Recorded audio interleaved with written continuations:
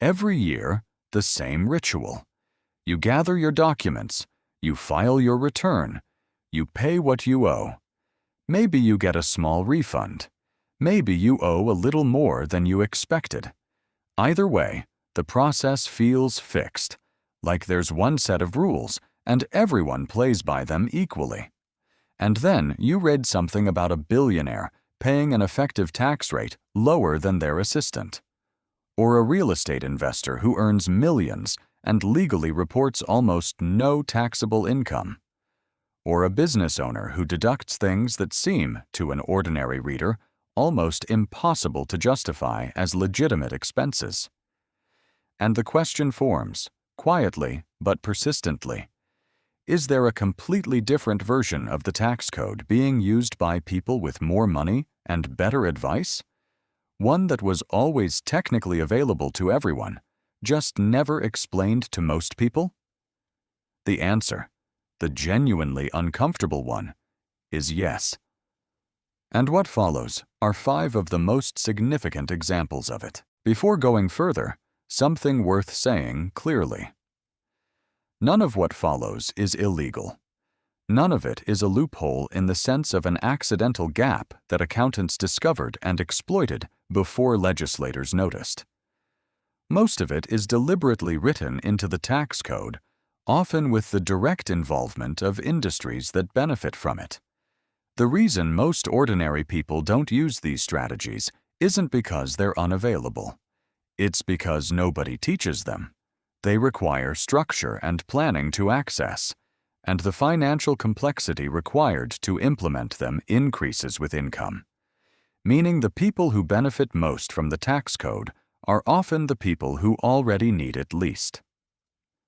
Understanding these strategies doesn't require acting on all of them, but seeing them clearly changes how you think about income, structure, and where the real financial leverage in the system actually sits. The first strategy is the one that Warren Buffett made famous when he pointed out that he paid a lower tax rate than his secretary. It comes down to a fundamental distinction in how the tax code treats different types of income. Earned income, the salary you receive from employment, is taxed at ordinary income tax rates, which in many countries reach 30%, 40%, or higher at elevated income levels. But investment income, specifically long-term capital gains from assets held for more than a year, is taxed at a significantly lower rate. In the United States, for example, long-term capital gains rates are 0%, 15%, or 20%, depending on income level. Substantially lower than the equivalent earned income rate. The wealthy don't primarily earn salaries. They structure their wealth to generate income through asset appreciation and dividends. Forms of income the tax code has always treated more favorably than wages. The strategy isn't complicated. The access to it requires owning assets that generate this type of return, which is itself easier at higher wealth levels. But the mechanism is available to anyone who holds long-term investments, which is part of why investing, rather than just saving, has tax advantages that accumulate significantly over time. The second strategy is one that real estate investors have used for decades, and that genuinely sounds impossible until you understand how it works. It's called depreciation, and it allows property owners to deduct the theoretical wear and tear on a building from their taxable income, even while the property is actually appreciating in value. The IRS allows residential real estate to be depreciated over 27.5 years. This means a property worth $275,000 generates $10,000 in annual depreciation deductions, money subtracted from taxable rental income regardless of whether any actual expense occurred. A real estate investor with several properties can generate substantial paper losses that offset real income, dramatically reducing the tax bill on what might otherwise be significant earnings. The building is going up in value while the tax code treats it as going down in value. Both things are simultaneously true. The investor benefits from the asset appreciation and the tax deduction at the same time. The third strategy involves something called a health savings account, or HSA, and it's arguably the most underused tax advantage available to ordinary people. An HSA is the only account in the tax code that is triple tax advantaged. Contributions are tax deductible, growth inside the account is tax-free, and withdrawals for qualified medical expenses are tax-free. No other account offers all three simultaneously. What many people don't know is that after age 65, an HSA functions essentially like a traditional retirement account. Withdrawals for any purpose are taxed at ordinary income rates with no penalty, exactly like a 401k. For someone who contributes the maximum each year, pays current medical expenses out of pocket, and allows the HSA to grow invested over decades, this account becomes a powerful, tax-advantaged wealth-building vehicle that most people treat as a simple medical spending account. The fourth strategy is the one most commonly associated with wealthy business owners, and it's called income shifting.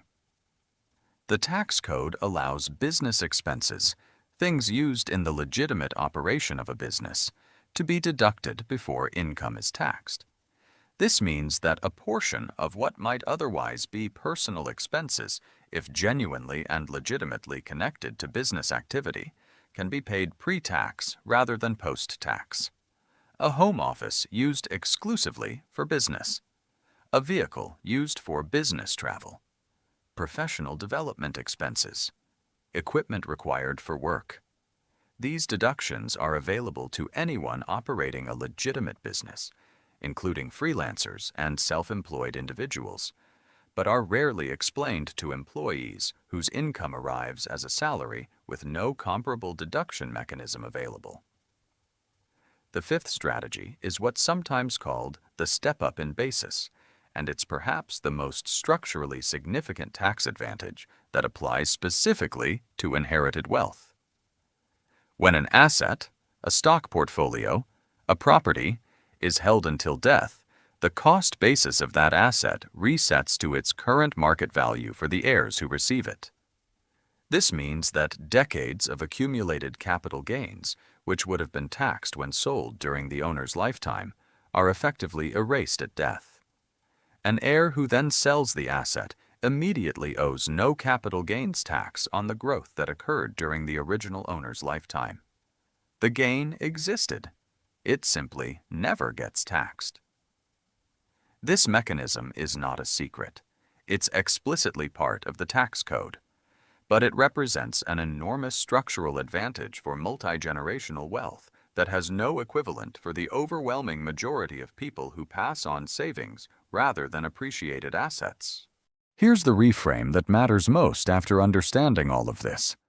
The tax code isn't a flat playing field where everyone pays according to a single straightforward formula. It's a system with enormous variation built into it. Variation that rewards certain types of income, certain types of assets, certain types of structure, and certain types of planning. That's not inherently a reason for anger. It's a reason for knowledge. Because some of these advantages, the long-term capital gains treatment, the HSA, the business deductions for self-employed people, are genuinely accessible at income levels that most people reading this occupy. The step-up in basis and depreciation at scale require more capital to implement meaningfully, but the principle they reflect, that structure matters enormously in determining how much of your income you actually keep, applies at every level. The question worth sitting with is not, why do the wealthy pay less? It's, what parts of this system am I eligible to access that I'm currently not using? Those are different questions, and only one of them produces something actionable. The most useful starting point is understanding which of these mechanisms you currently have access to and aren't using. If you have a high-deductible health plan, an HSA is available to you right now. The contribution limits for 2024 were $4,150 for individuals and $8,300 for families. If that account isn't being maxed and invested rather than spent, the triple tax advantage is being left on the table. If you have any form of self-employment income, freelance work, a side business, consulting, business deductions are available to you for legitimate business expenses that would otherwise come from post-tax income. Understanding what qualifies is worth a conversation with a tax professional who works specifically with self-employed individuals. And if you're investing, the distinction between short-term and long-term capital gains is worth understanding before making selling decisions. Holding an appreciated asset for more than a year before selling changes the tax treatment significantly, and in many cases, the difference in tax rate more than justifies the additional holding period. None of this requires a complex financial structure to begin with. It requires knowing the rules well enough to make decisions that account for them. The tax code is long, complicated, and written in language designed to be navigated by professionals. That complexity isn't accidental, and it doesn't serve everyone equally. But within that complexity, there are genuine advantages available at ordinary income levels that most people never access, not because they're excluded, but because nobody told them to look. You don't need to restructure your entire financial life this week.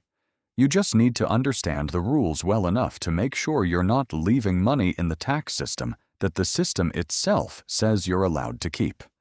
That's not gaming anything. That's just knowing how the game is actually played.